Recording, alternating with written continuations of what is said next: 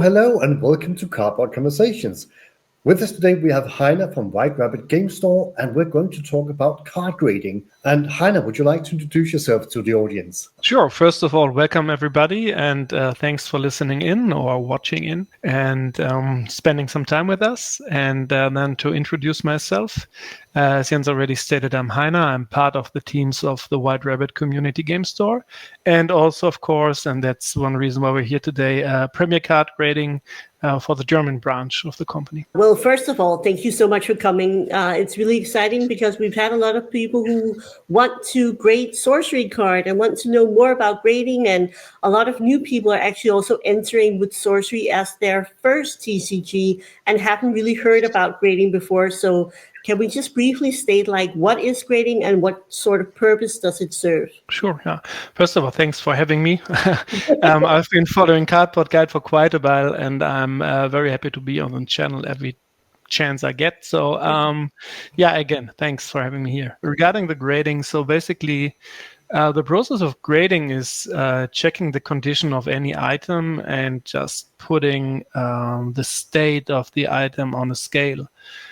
From 1 to 10 for the grading. So we take a card, we assess the condition, and then it's a 10 if it's a perfect card, or something less if it has flaws. From minor flaws, it can be a 9.5 to severely damaged, then it will bump down to a 1, 2, 3, 4, 5. So whatever the catalog of criteria we have for each of the subgrades indicates based on our analysis is then transferred into the final grade of a card. Awesome. So do you actually ever see anything below 8 or 7? Do you get those in still? Yeah, rarely. Yeah. Yeah. Yeah, we do. Some cards just have. Look, there's 4 subgrades we're checking, right? So we have the centering of the print, we have the corners, we have the edges, and then we have the surface. And there are some cards that have just one specific issue most of the time on the surface. And then those cards can't really get a grade above 6 or 7 if the surface is severely damaged, which can happen, unfortunately. So, sometimes we have a card that ends up as a 7. But it's very, very rare. Most of the time, people check their cards, and unless it's a very, very special card they want to grade for whatever reason there is, it can be something that is special to them, and they want to have it preserved in the best condition it will ever be, which is probably right now, and they get it slabbed to just preserve it. If it comes to the assessment of the card for people to get the best grade out of it, well, they clearly see that the surface is damaged. So most of the time, we are getting cards in where it's not that easy to see if it's an 8, 9, or 10. So that's the majority of cards is 9-ish probably we're seeing right now. But it also depends a lot on the game we are looking at. The games are different when it comes to the specific point where the most cards land on the grading scale. Yeah, so people are in general good at assessing their cards. So that might also be one of the explanations that you don't get a lot of those really low grades. Yeah, very cool. So Heiner, you also said that one of the purposes of grading is also to preserve the card, and a graded card comes in a slab, and we know there are different sorts of slabs. Could you take us through some of the slabs that PCG does? Yeah, so there's one thing that we believe in and that we have turned into reality is that there is one slab that is just the regular slab, if you want to say it for grading, which is what we call the collector slab, and we call it that because we have not just this one, but also others. So this is the general layout of the slab. You have the card, it's fully visible from both sides. And then you have a label on top of it stating the card information, and on the back a QR code as well.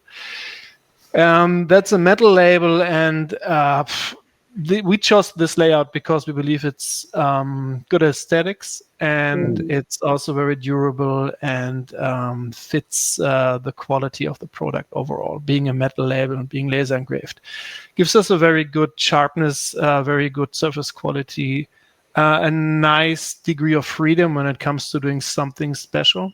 But that's a different topic. So this is basically the standard grading slab.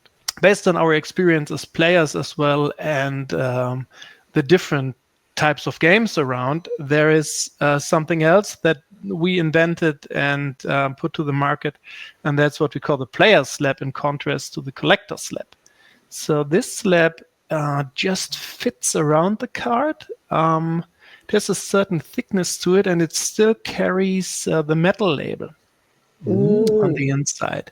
So the metal label covers an area of the card here on the back side. So you have to choose which side is front, which side is back. If you have a regular card with a card back, it's easy. If you have a two-sided cards like a foil, for example, from Sorcery, where both sides are printed and it's not just the back, printed in a way that there is a motif on it, like art. It gets tough to choose, so that would probably rather go to the collector's slab. But we prefer to have to give people the choice which slab to pick, and the player slab is called that for a reason, because for those games where cards start on the field, like for example Commanders and Magic, or of course the avatars, or in Flesh and Blood, the heroes and the equipment, you want to have those cards protected as well, right? There's some very expensive versions of those cards, and some people like to play with it. So, Matt Rogers, one of our founders in New Zealand, he used to play with these cards, these slabs in the Flesh and Blood tournaments, and that was not an ideal experience. So we moved on from that understanding that we need invention in this industry, and went from the bigger slab to a smaller slab. And now this Flesh and Blood Worlds in Osaka, we released a new slab, a new player slab, which is even smaller than this one and even thinner. And this has a different setting on the back as well. So we are not using the metal label anymore. We are using a sticker, a metallic sticker, which has an NFC chip beneath it. So if you move your mobile device over the chip, you scan the information, and that brings you directly to the pop report. But for the 9, 5s, and the 10s, you also have the subgrades on the sticker, and it's smaller, and the degree of freedom where to position it gives us again a new degree of freedom to match it possibly with the layout of the card. Like for Star Wars, where you have the showcase cards, it's like, okay, this sticker needs to go here, right? So we just put it there, and that is not possible with the metal labels. But it's people's preference, and it's important to us that we create options and make them available, all on a very high standard of quality. And then players can choose, collectors can choose. We're not getting rid of anything. We're just adding to the choices. We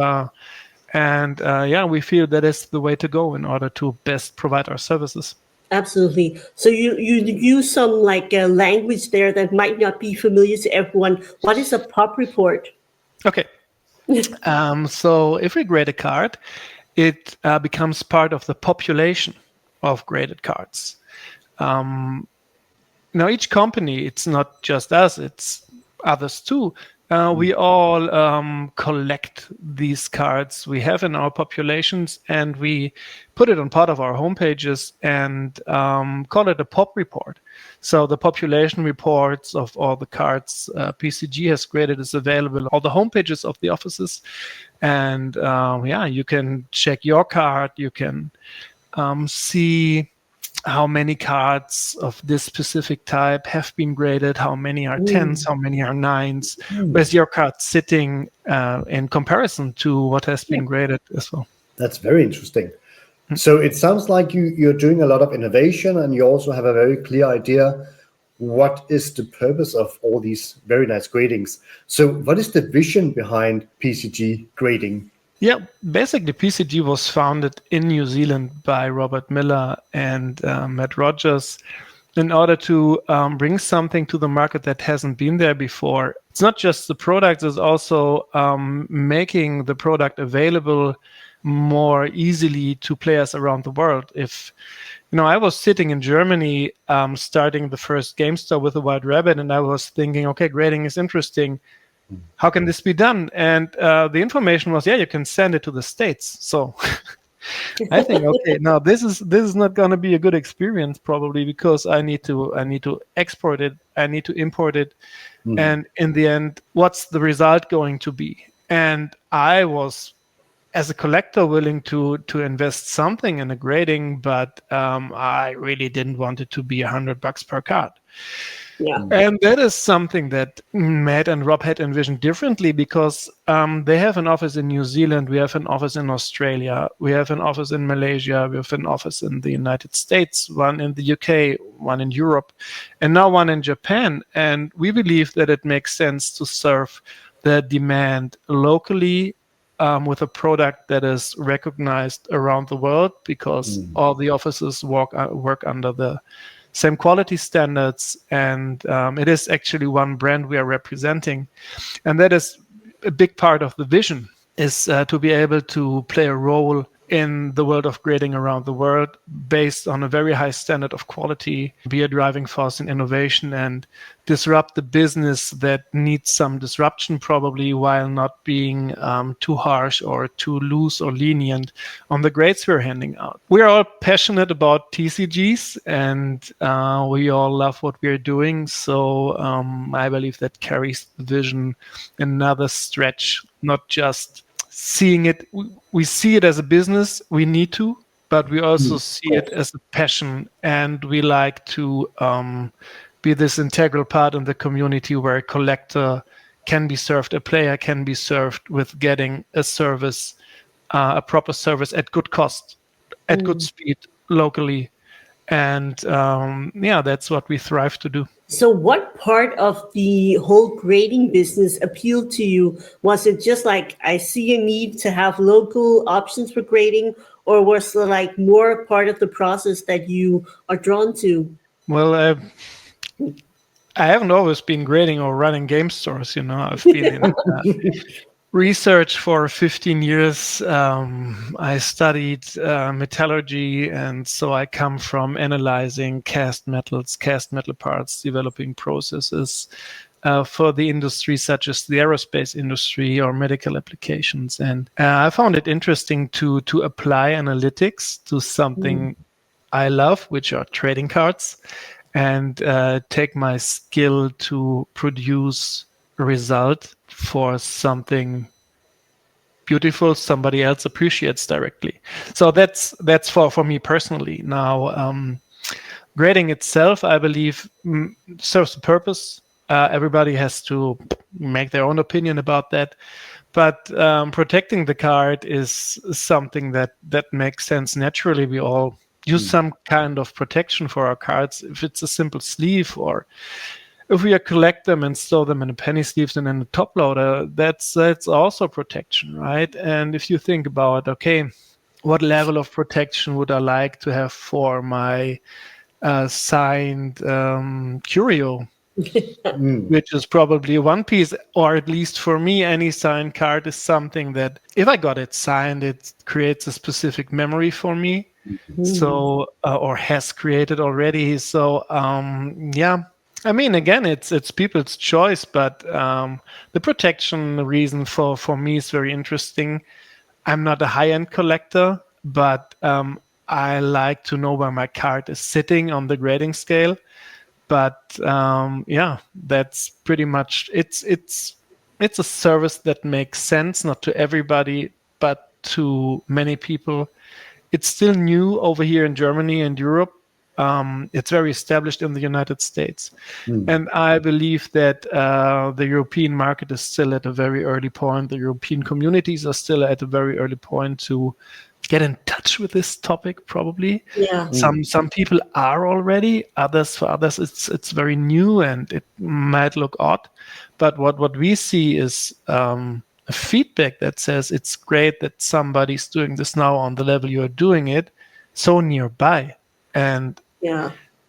if the aesthetics of the product appeal to you, the grading standard is high. It's not unfairly high, Yeah. but we are looking to not shell out tens like anything, because that automatically devalues every grade we are giving. So yeah, we are looking to give a fair grading, and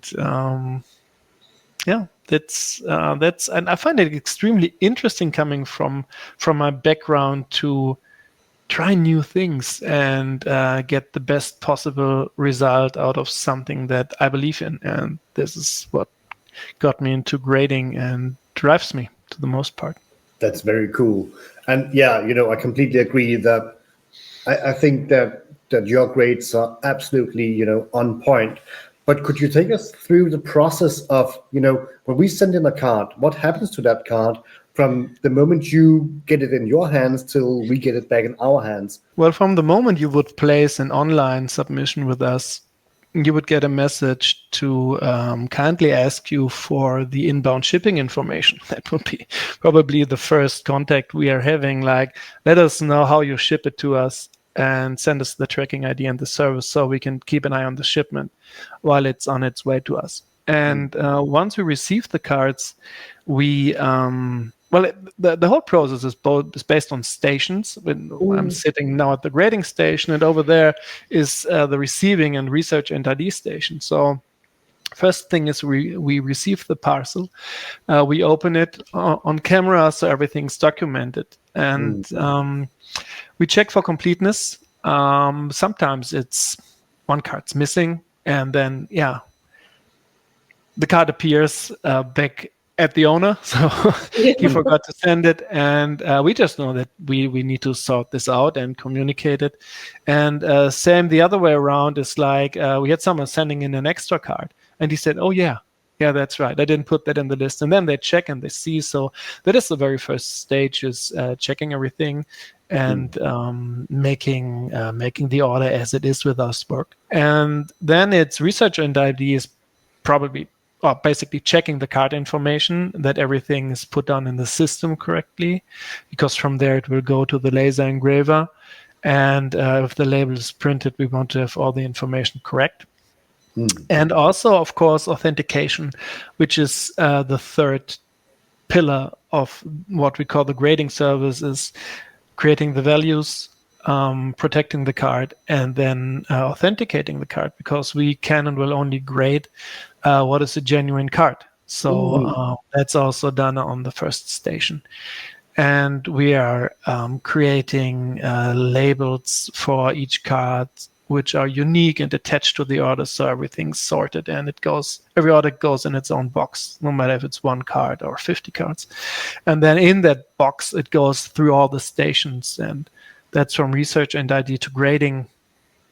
From grading to the first checkpoint, where a second pair of eyes, a different person, is checking what the first person put down as grades for the card.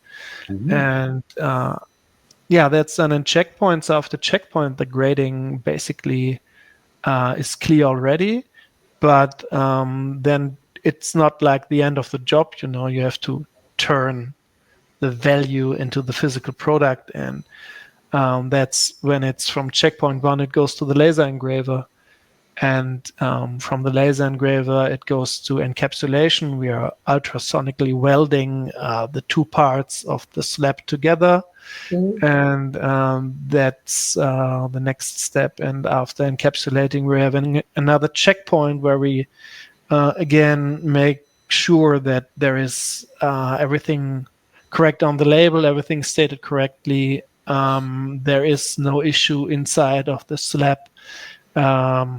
And then we go to shipping, basically, unless we need to readjust something, But most of the time we go from checkpoint 2 to shipping, and then the order is served and it goes back to you. So you said just like briefly something about authentication.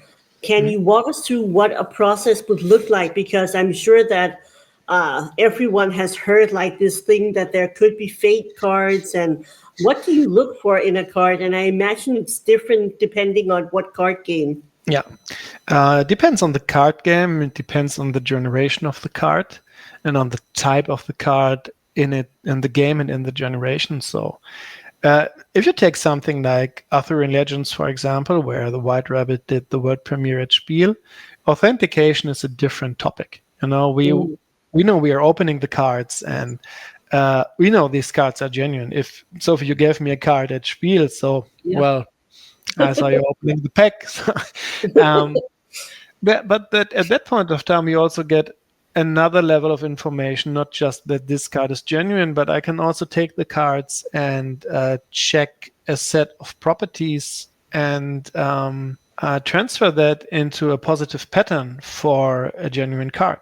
Like, for example, the printing of the card, the printing pattern that the machines create on the cards. There is one example for this, which is not new, and it's very well documented and can be looked up easily on the internet. It's the green dot test for the Magic cards, where on the back you have for all the colors the dots, and then on the green dot there is yellow points, which are the shine on the dot, and in these yellow points there is 1, 2, 3, 4 red, very small points in an L shape. And that is very hard to replicate. And there's some cards, even in the old sets, where that is very faint, but it gives you the general idea of the printing pattern. And it's not just those red dots, it's also the pattern. The black dots are arranged, the distance of the black dots.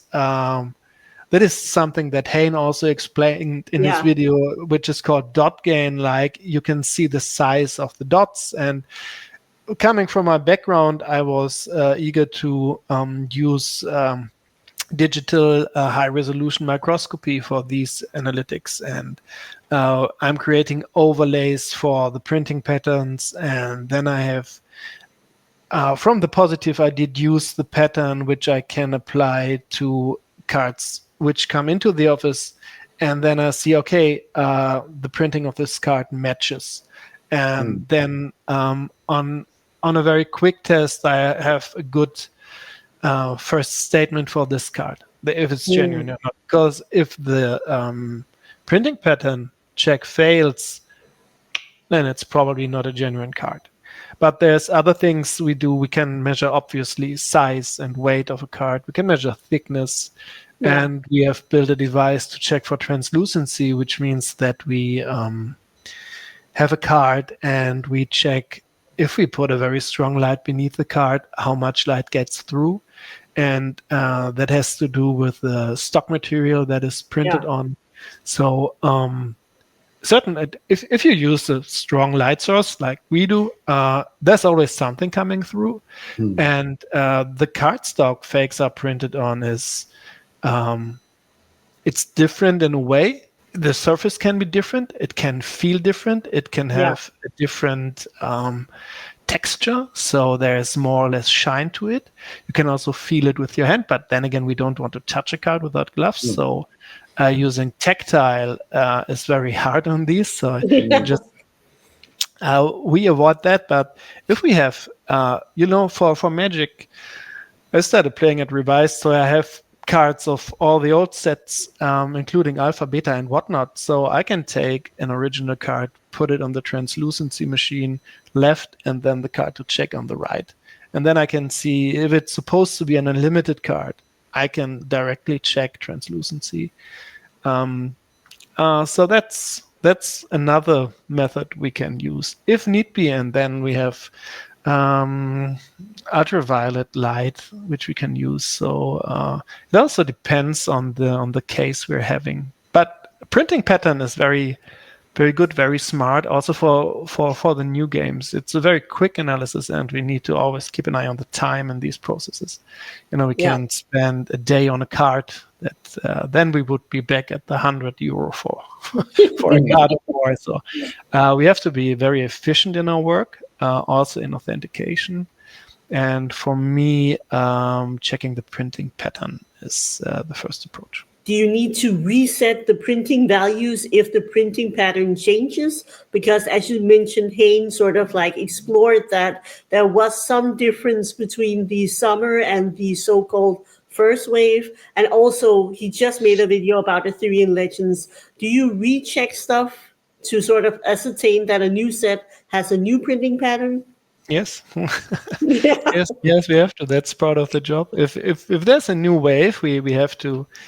But that's something that happens anyway. There's a new game coming out, a new set coming out, and we always have to check. That job is never done, and we also continuously improve our methods. And it's this is not. Some of it is like routine, and it has to be because it's based on a constant catalog of requirements that a card needs to have or can't have for a 10 or a 9. So there's very little change, if none at all, in that to stay consistent with the grading. But another part is always renewing. Like there's a different type of foil. And now with Ethereum Legends, we have the foil cards being printed differently than the regular cards. Also, again, this is something that you can check and learn from Hein, who explained it fantastically. And it's if you're not in this and you keep your mind on understanding new things, I believe you're out very quickly. Definitely. And speaking of keeping up with everything that's happening, we know that PCG is one of the few grading companies that is actually grading curio cards. Did you get some information from the company Eric Chiosa about how to spot curios, or how are you actually, managing that part of the game? Yeah, well, when we started grading sorcery cards, we were not at the point of communication where we are now with the team. So I just researched what I could, and then applied the methods which we have established, like the print pattern analysis on the cards. So that's how it worked for the curios. And it gets more interesting than printing pattern. It's like even if the printing pattern is similar, you have different generations of sample cards with different cutting directions, and it's a very interesting part. It's more like investigations and research. So you're not. Sometimes I'm spending more time on a card than I should, or on a set, or on a game. And if you would just consider the business case, you wouldn't necessarily do it, because how many curios are you getting? You're putting much effort into understanding something that you can't really apply on 100 cards or on 1,000 cards. I believe it's you need to be passionate about it to do it for those cards. And sorcery being what it is, I backed it privately because of the hand-painted art, and that was a go for me. So I'm really fond of the game, and I grew fond of the team. I grew fond of the gameplay, and of course, they are curious, and they keep the riddle very interesting. So I'm approaching the riddle from a little bit of a different direction. But yeah, of course, it's also that. Is it possible? How is it possible to meet the challenge of authenticating these cards? How do they grade? It's just, if I lose that interest, I will do something else. Yeah. And at least for a game, I believe in as much as in sorcery or Flesh and Blood, for that matter. But it also sounds like you kind of enjoy the detective part of sort of figuring it out. Is it like that with every game, or do you think like some of these cards, specifically the curios, are more fun to sort of figure out? I believe if my day would have like 48 hours, it would be every game. Right now, Yeah. it's a matter of managing time. So I go with what drives me most, and that it's not enough time to have every game. And also, the world is a great place and it's very colorful and we're all different and the games we prefer are all different and that's all good and well. And what's in my eye appealing is artwork. For somebody else, maybe isn't. And the same way around, I'm not big in other kinds of art necessarily. So the art is what drove me into sorcery, and it's a very big reason that I do this. And if the style of artwork is significantly different, I still appreciate every card the same, but Yeah. it's not like my inner self saying, oh, wow. So it can be different with the quality of printing, though, because there are cards that are just, from a technical standpoint and from the grading standpoint, are just so fantastic in their quality. And I embrace the high quality of those cards. There's different aspects of what we can enjoy if we have a card here. It's like getting an old set of Head and Better Sheevan Dragon in a really, really good state the other day. And that just took me back to when we were opening our packs. So, yeah. Yeah. It's a variety of reasons and kicks, I imagine that's probably good because then there's lots of different reasons to sort of be, enthusiastic every day. Yeah. Definitely. Yeah. So, as we can hear, you have a very rigorous process of, grading the cards. Have you found any counterfeits in sorcery, during this rigorous process? Not yet. No, I wouldn't expect so.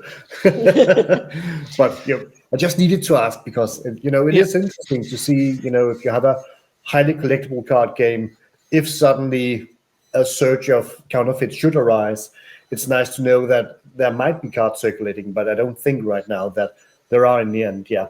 Clearly, I can promise you that we will let you know if we find one, because then people need to know about it. Yeah. But in our office, no, not yet. Also, I believe the foils would be very hard to counterfeit. It's a very special type of foiling. And then again, there's curios which are not foils, but many of the uniques are worth grading, apparently, to people. So the unique foils are something that we get in on a very wide basis, and those will be very tricky to counterfeit. And is that because of the special masking in the foil, or because of the silver embossing on the text? What exactly is it that makes it difficult to replicate? I believe the embossing process is something that somebody would need to invest a lot into as a counterfeiter to get it to the point where it's not obvious to anybody that this is not a genuine card, And then, but I haven't really thought this through, but also the counterfeiters need to have a business case, So this is not Pokemon where you can have kids in the schoolyard trading cards or something. This is like, if you look at the target demographic of sorcery, and the awareness of those people for counterfeits. I believe that is not the best target group you could have as a counterfeiter. There would be a high reward to it, but it would also take a lot to do a very good counterfeit that you guys or anybody being really invested into this wouldn't recognize. And also what we do with the high resolution digital microscopes, you can get a jeweler's loop and check, for example, something that's on the card back, which is, I believe Jürgen reported it first from Nerd and Proud of It. Shout out to Jürgen. Check on the back of the card.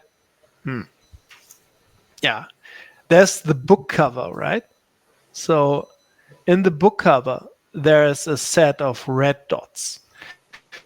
Just get a very good look at those. And if you're in doubt of a card and it somehow feels off, or it just size-wise doesn't really fit the bill, also because they have a different radius, right? It's like the old alpha cards, so radius. So if you want to check something, your own, get a jeweler's loop for $5 and then check the back on the book, and then the weight. It's easy to get for weighing letters and a scale that is proper to just assess the weight. You don't need to build this device where you can almost see through the card. It's easy checks and handling originals. The most lovely part of card games is to handle the cards.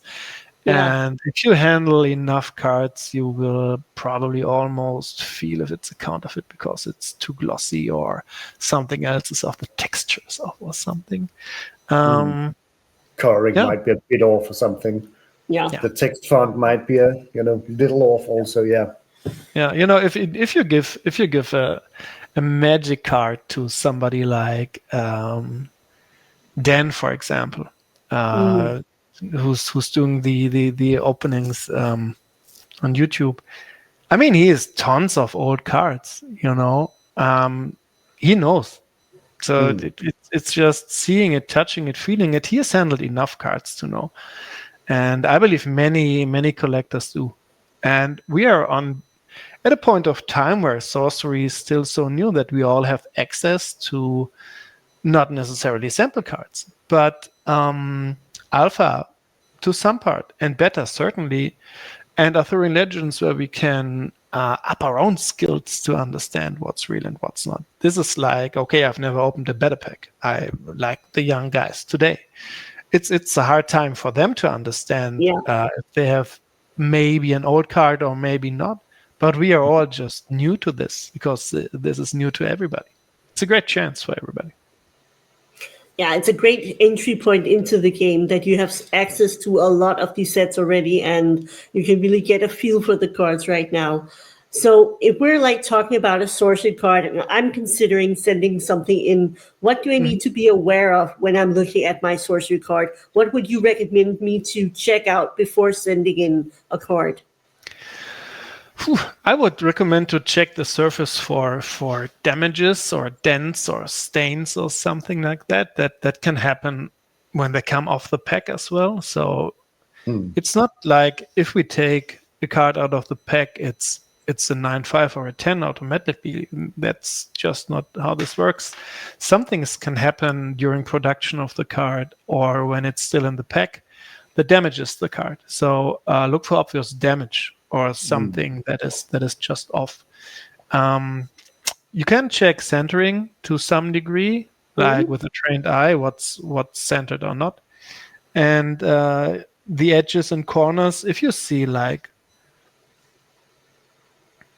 white spots or the whole cutting edge has whitening, as we call it, then you would need to take a hard think, what do I want from this card? Is it okay if it's a 9? Do I maybe have it signed by the artist and I really don't care that much because I just want it encapsulated? Or if you are looking for a 10, then very closely look at each detail of the card. And if you have decided to send in a card, you can also look for scratches. And for roller lines, that is something that happens. It's like print lines, we call them, and like impressions on the card where it's something that has to do with transporting the card after printing, where you have these roller lines. Move it around in a source of light at different angles and use like different lighting conditions. Like daylight is very cold, you can do that, and also use a warmer type of light and check under these both conditions, because that is what we are doing as well. We're using 3 types of light to see scratches, and even though you wouldn't be able to put it on the scale because you don't have the catalog, and that is specific knowledge to every company. But you can see the most obvious things already. And yeah, just, why? Answer the reason why you want this graded. For protection, for authentication, and if it's the grade, would it be a 9 that you're happy with? Would it be a 9.5? Do you need a 10? Yeah. And how do you want me to ship it? So if I'm stuffing it down into a tight, perfect fit sleeve, and I'm thinking, oh, that's perfect. Yeah. Now it looks very nice. Is that good? No. There's two things. I maybe we talked about this already. I guess.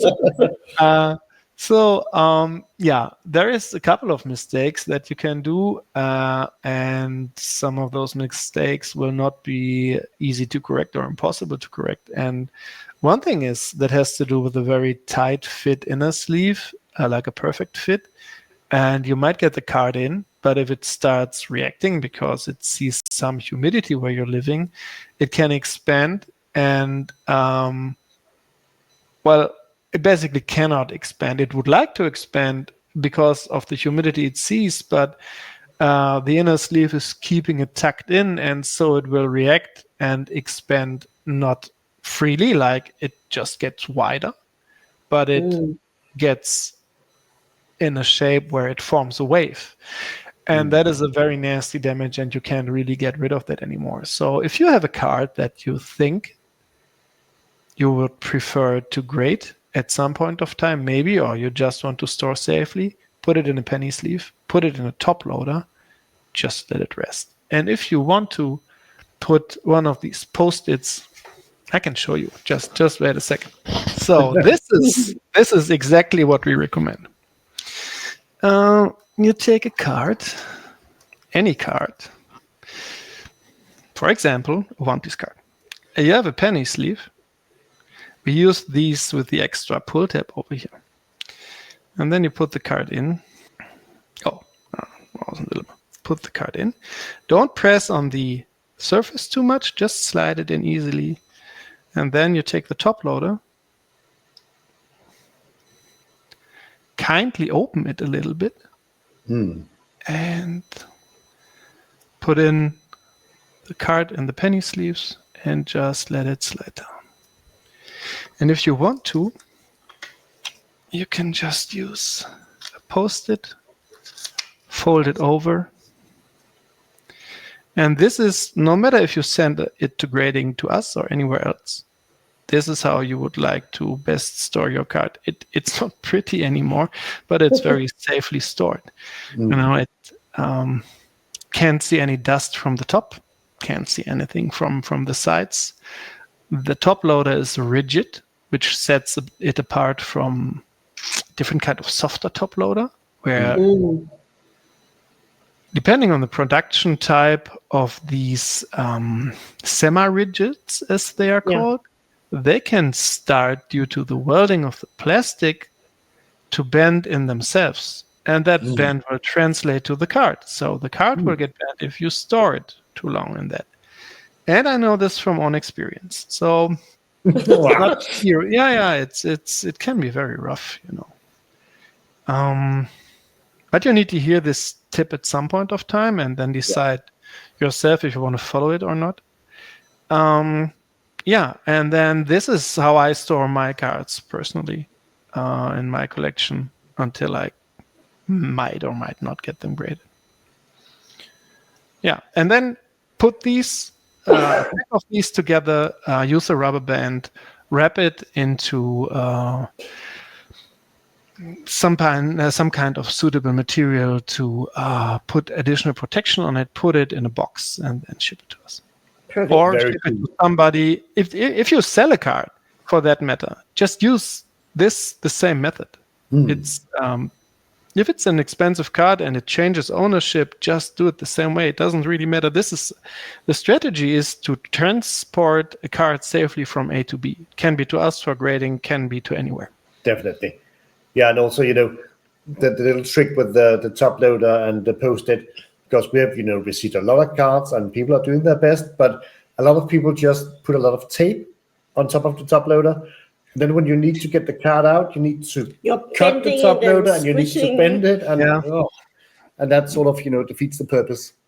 It completely does, yes, and it doesn't help. It's like you can fix if you want to fix additionally here. You can use tape from on this end and on this end, but if you would like put tape on the very edge here, yeah, it's like you can send it away safely, but if I sell a card, I would like to recipient to be able to get it off the top loader safely, and exactly. that's something different, as you mentioned.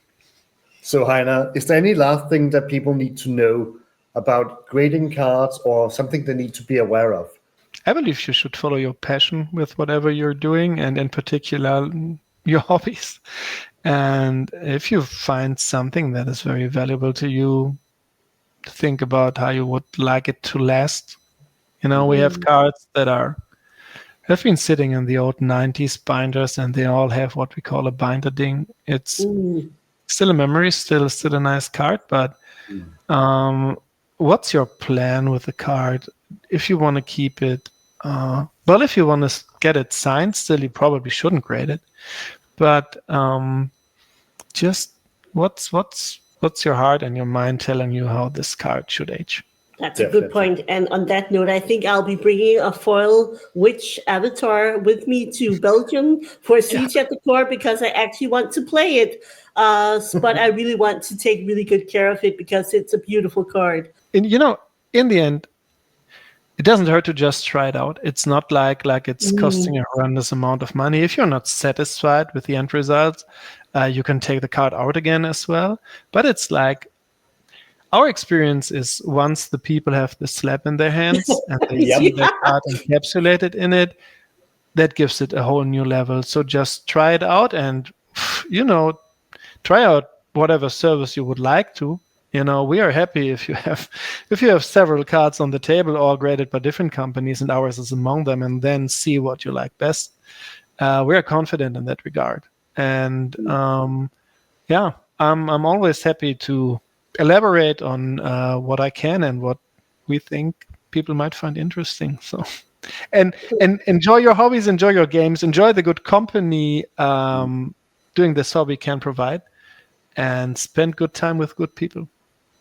Absolutely. And you quickly found out that graded cards look very nice. They really do. Once you grade, you don't stop. It's fantastic. And as you also said, it's a great way to take care of, those cards that are really dear to you.